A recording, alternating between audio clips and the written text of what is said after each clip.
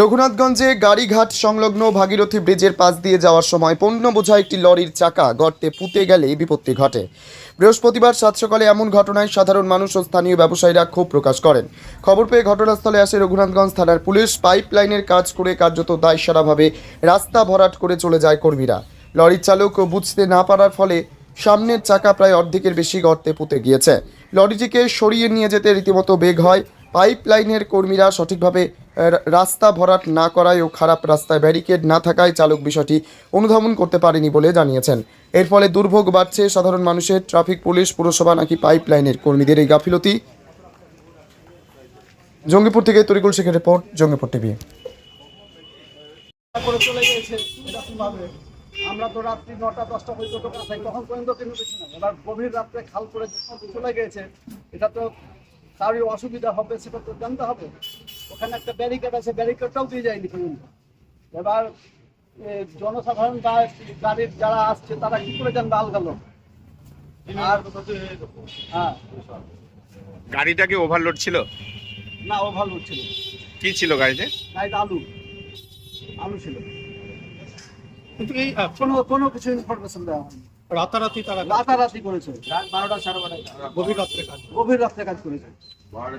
কি সমস্যার সম্মুখীন হয়েছেন আপনারা? সমস্যার সম্মুখীন বলতে এই যে গাড়িটা ফেসে গেছে, আবার আমাদের দোকানে চারিপাশে নোংরা হয়ে গেছে। এবার আমাদের তো অসুবিধা। এবার কোনো দোকানে যদি কোনো দোকানেই যদি লেগে যেত তাহলে দোকানের একটা ক্ষতি হতো।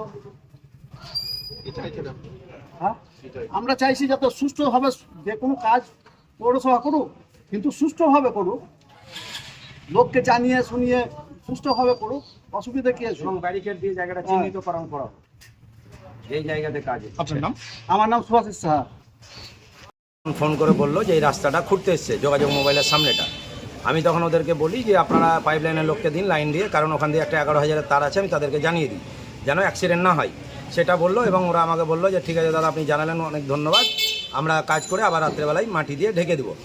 দিয়ে সকালবেলায় যখন আমাকে 5টার সময় কিছু লোক ফোন করছে যে তোমার দোকানের ওখানে গাড়ি এসে ফেসে গেছে, আমি এসে যখন ড্রাইভারকে বললাম যে দাদা আপনি যে গাড়িটা নিয়ে গেলেন এখান থেকে রাস্তাটা খোলা ছিল, ড্রাইভার সাহেব বলছেন যে এখানে কোনো ব্যারিকেড দেওয়া ছিল না, কিছু ছিল না। আমি পরশু দিনকে এই রাস্তায় গেছি এবং আমি আজকেও যাচ্ছি।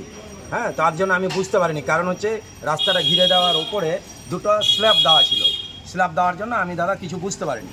সেই সঙ্গে যখনই আমি জানতে পারি সঙ্গে সঙ্গে রঘুনাথগঞ্জ থানায় ফোন করি, যেন এখানে আমাদের ওয়েজ ফ্যামিলি স্কুল আছে, যেন বাচ্চাদের অসুবিধা না হয়। তো সঙ্গে সঙ্গে আমাকে থানা থেকে বলা হলো যে আমরা যত তাড়াতাড়ি সম্ভব লোক পাঠাচ্ছি। যে এখন একটুর জন্য আজকে আমার দোকানের ক্ষতিটা হয়ে যেত। যদি গাড়িটা আরেকটু এগিয়ে যেত তাহলে দোকানের ক্ষতি হতো এবং আমি বড়সড় ক্ষতির মুখ থেকে আজকে রক্ষা পেলাম। আগামী দিনে যদি দিনের বেলায় এই কেসটা হতো তাহলে অনেক হয়তো বাচ্চা ছেলে বা পাবলিক সাধারণ লোকেদের অনেক ক্ষতি হওয়ার সম্ভাবনা ছিল। আমি আসামাত্র প্রশাসনকে জানিয়েছি, আপনারাই দেখুন পরিস্থিতিটা কী।